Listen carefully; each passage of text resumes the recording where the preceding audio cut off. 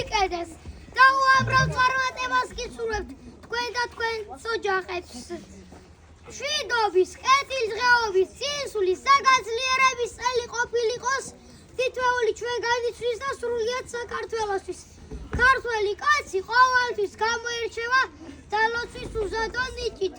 ხო და მე და ჩემმა მეგობრებმა გადავწყვიტეთ მოგილოცოთ და დაგილოცოთ დამდეგი 20-26 წელი.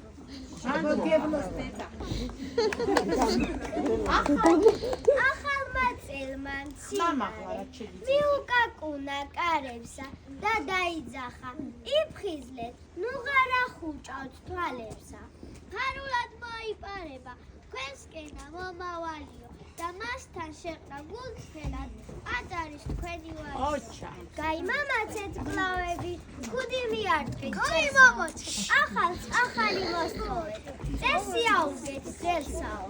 ეს ახალი ერთიერად შემოგძარეთ, ღმერთის ლოცვა და ფურთხევა თქვენს ოჯახებს ესწევათ. რაც შეიძლება ხმამაღლა. ლამაზები, ჯანმრთელები, მუდამ ღიმილ მომდგარები, ყოფილიყოს კიდევ თქვენთვის ბევრი მრავალჟამიერი. თოვლის ბაბუს როგორც მეგლას, სასე ხოჭა შემოხონეს, ეს ფარაკა და სიუხვე, მთელი წელი გრძელდებოდეს.